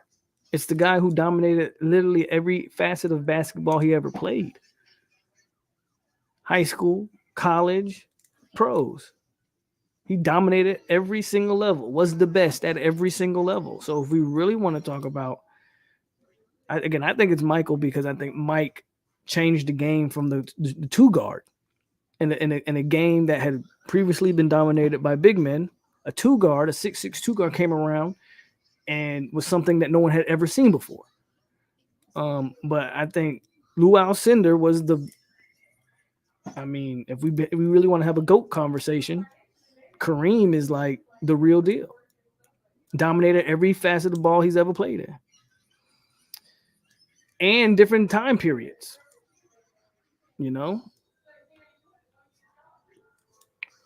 Allen Iverson was dope. The GOAT is Kareem. The best basketball player was Magic, who can play all 5 positions and won. I like Magic. Magic, the best point guard to ever live. Put Rudy Gobert back in the 60s and he's average. Yeah, I don't disagree with you. And I don't disagree with that. You put Rudy Gobert back there and Rudy's going to be the man. Sidebar. As an FSU channel, can we give a shout out to Anquan for giving over 1,000 needy kids 100 gift cards? Well, shout out to Anquan. Shout out to Anquan.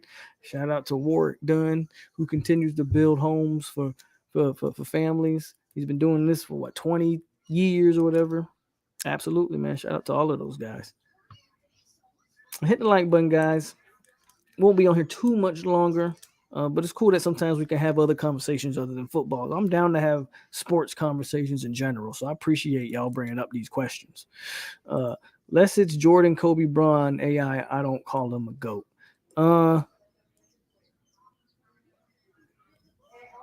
Jordan, I'm with you. I can't call Kobe a GOAT when he's just a carbon copy of Mike. Bron's one of the most gifted athletes we've ever seen on the history of this planet. AI is just a flat out dog. So Hakeem is still my favorite center, though. Hakeem, maybe the best post player to ever live.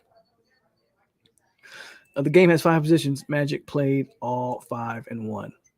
Okay, like I said, best point guard of all time. That's about it. Love Magic. Greatest passer of all time. But yeah. Mike changed the game, plus took it international, plus helped money from NBA players moving forward. When Wilt Chamberlain retired from basketball, he played volleyball and is in the Hall of Fame in volleyball. That's what's up. I said Wilt was an athlete. Everly was an athlete. Big Marv is good in the community. Shout out to Big Marv. My list is 1 Bron. No, I can't do it. 2 MJ, 3 Kareem, 4 Magic, 5 Tim Duncan. Wow. Gotta be Bo. Bo's got to be considered maybe the greatest athlete ever, right? I don't think that's a question at this point. Gotta be Bo. But Bron's in that conversation just because, man, when's the last time we've seen, have we ever seen 6'8", 250 run, jump, do the things that Bron could do? I would love to see Bron try to play a different sport. I think he would have been fully capable. But Bo actually did play, other sports. So I'm with you on Bo. Deion's in the conversation, but Deion ain't better than Bo. I think Bron's in that conversation, even though he only ever played basketball. You just can't. LeBron James is what you make on NBA 2K. Like before he was a thing, that's the player you made. You'd make a freak of nature like LeBron James.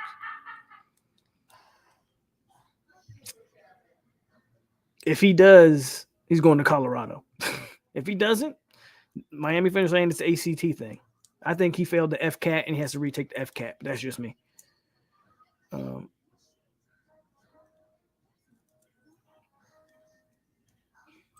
Well, a lot of things when we talk about LeBron is that we try to. I think there's a lot of things we can criticize LeBron for too, and that's running off coaches and so on and so forth. Bron always has to be, LeBron James has to be the system. He can't play within a system, which is the detriment, to my opinion, other players on the team. A lot of criticisms for LeBron James. Again, monster athlete, but what makes some guys better, in my opinion, is Jordan could play in any system, I don't think LeBron can. The game changed rules against Wilt Chamberlain. They changed rules. I don't even think Wilt. I'm gonna be honest with you guys. Like a lot of people disrespect Shaq, and that's because Shaq let himself go. You go watch Orlando Shaq. You're talking about 7'2". We're talking about Wilt Chamberlain being an athlete. Go watch young Shaquille O'Neal run up and down the court, dribble the ball between it. We don't give Shaq his credit. I would take Shaq over almost any center that ever lived. I take that back. Not even almost. You can't convince me that there's a center that I would take over Shaq. Give me Shaquille O'Neal.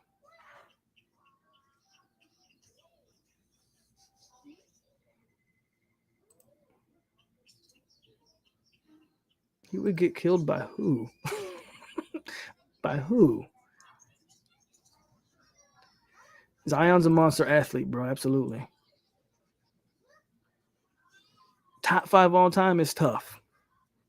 Top 5 all time is tough for me. Like I'd have to give it some thought. Right? Mike's 1 for me. Magic. I wouldn't just in no order in particular, but Michael Jordan. I think Magic Johnson has to be in your top 5. Shoot, Shaq's in my top 5. I'll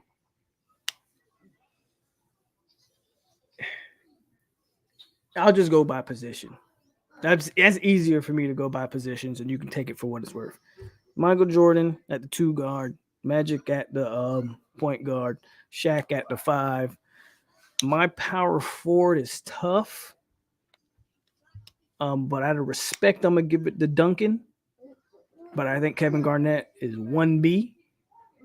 I'll give it to Tim Duncan. And then at the 3, I'm gonna go LeBron, but Kevin Durant and Larry Bird have a case, in my opinion.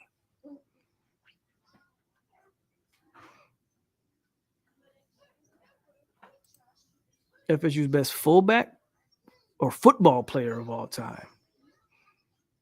The best football player of all time probably got to be Dion. There's Dion, Marvin Jones, Charlie Ward. There's a lot of Ron Simmons is in that conversation.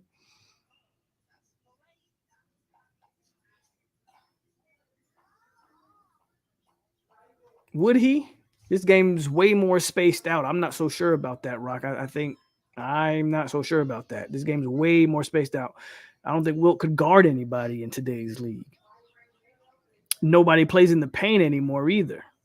I mean, Wilt averaging 45 in today's game? Don't see it. Who has a better career, Hakeem or Vandrevis? Dre led the state in. Oh, Hakeem. I thought we were talking basketball for a second. Like, what? Thought you meant Kareem. But who had Jacobs had the better year. I think Hakeem is the better prospect because of his size and physical ability, right?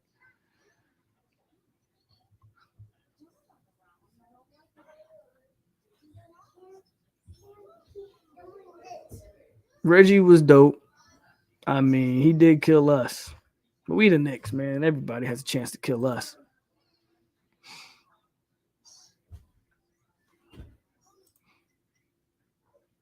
Clemson, LSU, Miami, Florida, NC State. If you could only win 3, who would you pick? Miami, Florida, and Clemson, I guess.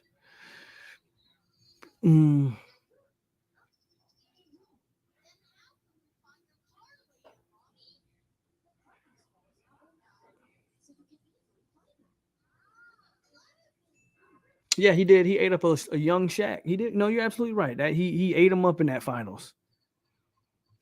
But Shaq is the biggest what if in basketball history. Shaq is the biggest because he was just physically gifted. Shaq didn't train. Shaq didn't eat right. I'm not so sure Shaq worked on his game like that. He was just naturally Shaq. And again, you go watch old Orlando Magic Shaq and the things he could do physically, breaking backboards, smashing glass, running up and down the court at 300 pounds and 7'2". Ridiculous, man. He was ridiculous. Imagine if he worked on his game like a Tim Duncan did or something like that. You never know what Shaq could have been the greatest basketball player of all time.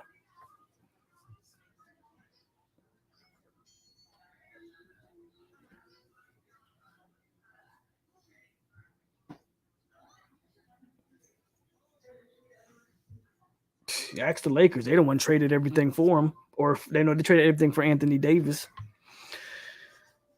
I think Penny was an absolute dog. Penny was the beginning of what you see in the modern day point guard. 6'5", 6'4", 6'5", could jump out the gym. Penny was the predecessor to your Russell Westbrooks, your Derrick Roses, and those guys. That's what Penny was. He was before his time and couldn't stay healthy, but that's what he was. Just like I say, T-Mac is just Kevin Durant, or Kevin Durant is just Tracy McGrady evolved. T-Mac was the first 6'8" guy we saw that was dribbling and doing those things. That T-Mac was a 6'8" forward who could play like a guard. That's why he's my favorite player of all time outside of Michael. T-Mac was just different. Well, God decided to create Kevin Durant, add 3 inches to him, same skill set for the most part, and that's what you got. Yes, I know. LeBron grew up a Florida State fan. He'll never admit it because he's an Ohio dude, so he puts on like he was a Buckeye. No, LeBron was a Florida State fan. But if you notice, LeBron's a fan of all the 90s good teams. He's a Cowboy fan. He's a Yankee fan. It's not really a surprise. LeBron liked all the teams that were good in the 90s, so it makes sense that he would like Florida State.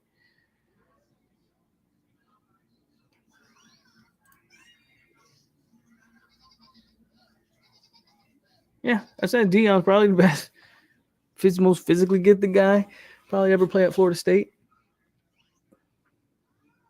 FSU best Corey Magnum. Boy, give me Prime Tyson in boxing. Prime Tyson was a monster. One of my favorite fighters outside of Roy.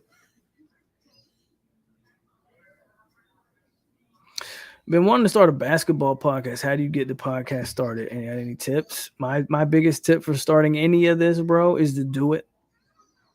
You're not going to start off with a bunch of people paying you any attention, but just keep doing it.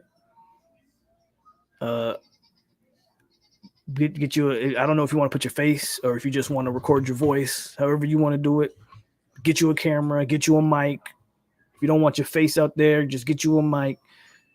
You got all these platforms from Spotify, hell, YouTube, Spotify, Apple. You got, record yourself, upload it, and just keep doing it is my advice. And people, if you're putting out stuff that people enjoy, people will tune in. And before you know it, you got 100+ people listening to you any given day, supporting you. And, that's my biggest advice is to just do it. So a lot of times, I wish I would have started doing this 10 years ago. I would have been your war champ, maybe. I don't know. But anyway, just do it. The biggest advice is to do it. A lot of times people just don't do it because they feel like, I got to have this. Bro, when I started doing these videos, you can go check my channel. I don't delete videos. I started recording myself in my kitchen. None of this. No mic, no backdrop. Just me talking. Just do it. And as you do it, you'll find the rhythm. You'll find how you like to present yourself. If you go watch my early videos, man, a lot of stuff came off forced. I tried to force things. Eventually, man, it's like anything. With repetition, you just get better. Just do it. Just start it now. Start it tomorrow.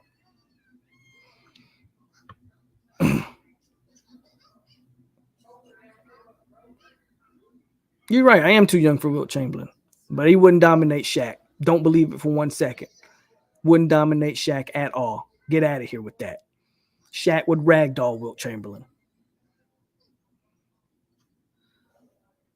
No, I know. I know about limb bias.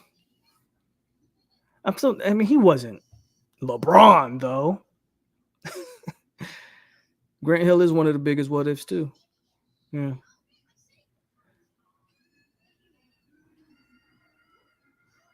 Grant Hill was the guy that they picked to take Jordan's spot, because couldn't stay healthy though. LeBron is a clown. I mean, I'm not talking LeBron. You can have your opinions about LeBron. I'm not even a big LeBron fan, but you can't deny what LeBron is though, in terms of an athlete. He's something that you ain't seen before. Vince Carter's the greatest dunker of all time. That's not a debate. That's not a question. What Vince was insanity. Vinsanity for sure.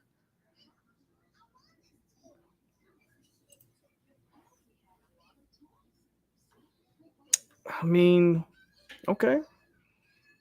What do you think? What did they let you? Because you can't official a 300-pound force of nature. What do you think he would have did to Wilt? Is my point.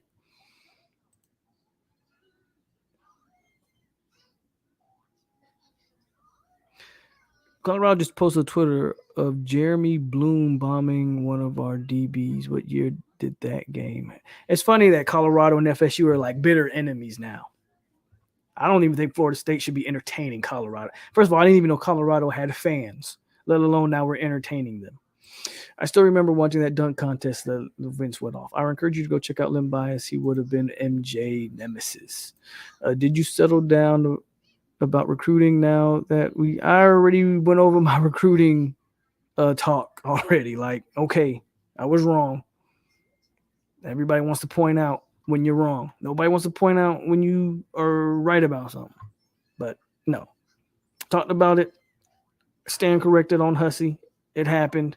They got it done. Nice way to close out early signing period.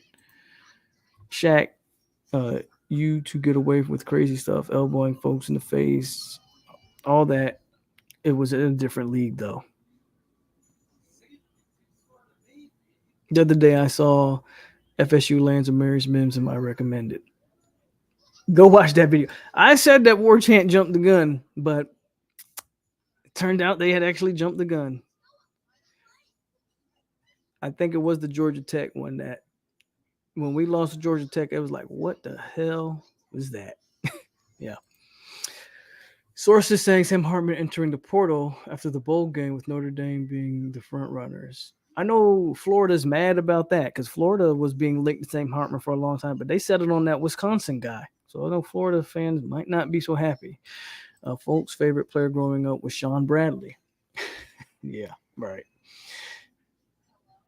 Vince is better than Dominique. Neek was nasty. Vince is better than Dominique.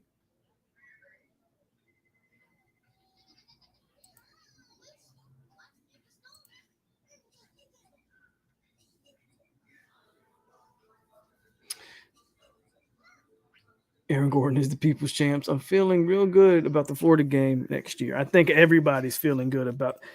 I don't know what Billy got going on, but I thought Miami was losing a bunch of guys. Florida is in a mass exodus in the portal, and they're not replacing them with anybody. And then the guy you bring in at quarterback to replace Anthony Richardson, thank you. I don't know what Billy got going on over there, but I'm with you. I'm feeling pretty good about that Florida game next year. Afro Kobe was the second best dunker I've ever seen. Young Kobe was nasty too. As a dunker, he absolutely was. Yeah, that benching don't mean nothing when somebody ragdolling you in the paint, bro. Bench is all what? Pecs and triceps? I don't see him using that in the paint against Shaq. You can bench all you want. You're still going to get slung around by 300-plus pound Shaq.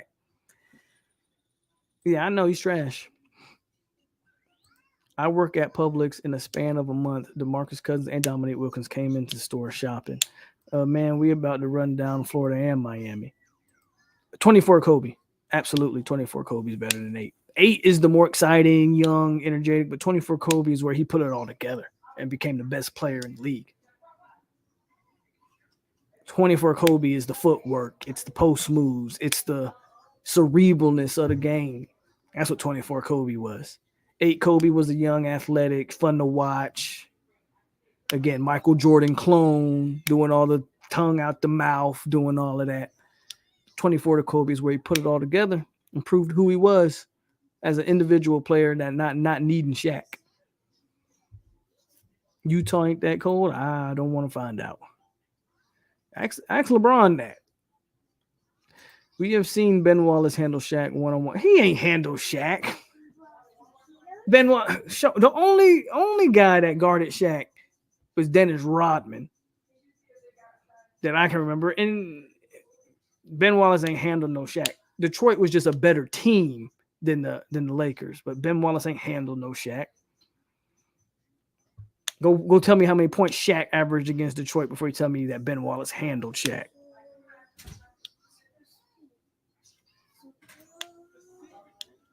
Has Jersey retired? Oh, man. Win a Heisman. Win a Heisman or take FSU to the play. Get us to the playoff, and we can have that conversation. Froby all day.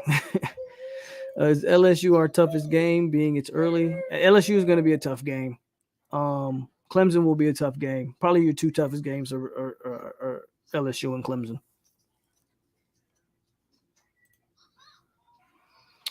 Eight Kobe. Didn't he also date Brandy? I think he dated Brandy too. I don't know if he dated Beyonce. I don't remember that. But I know him and Brandy went to like prom or something together.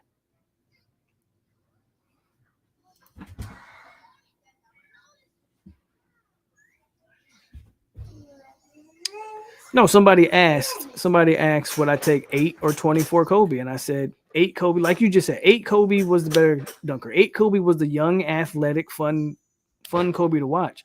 24 is the complete version. Hey, 24 is the complete version. If you beat LSU, it's almost a, I don't want to say clean slate, but it's pretty easy until I think you play Miami early next year too. If you beat LSU, I think it's till Clemson game. You're not really worried about too much. Hey, go over there, man. I think it's about that time. Hot take: Dirk over KG. Not for me, but I can understand it. I can understand 7 foot Dirk, shoot the lights out. That run in 2011 with Dirk, one of the best runs we've ever seen. I mean, that Maverick team wasn't loaded. It had an old Jason Kidd. It was really the Dirk show, right? And Dirk did his thing. So I understand it. And KG needed Paul Pierce and Ray Allen to win his lone ring. So I take KG over Duke, but I understand that take.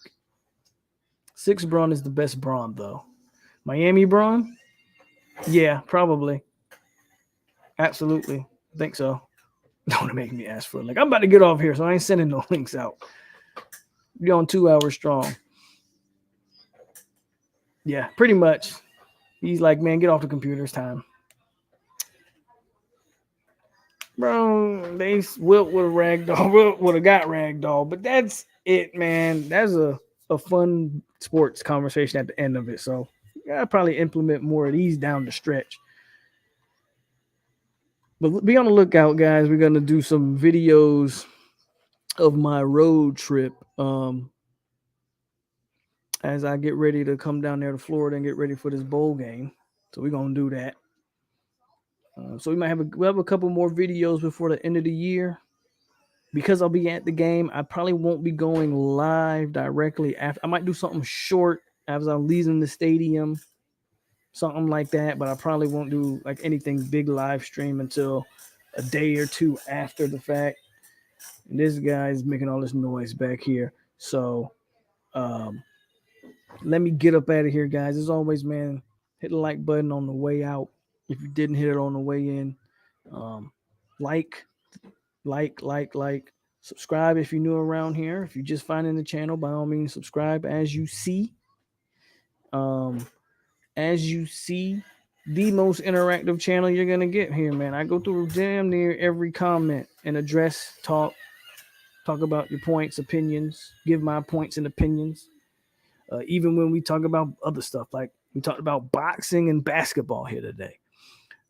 So like, subscribe, share the videos is how we continue to grow the platform. As always, man, this is your boy Polk over on 8637 TV. Absolutely. Happy holidays and Merry Christmas to you guys. Be safe. Be warm out there. This cold front is ridiculous. 13 degrees in Texas. I don't know where this came from. But be safe. And as always, man, it's your boy Polk over here on 863 Seminole TV. Be classy, Seminoles. Go Noles. And we out here.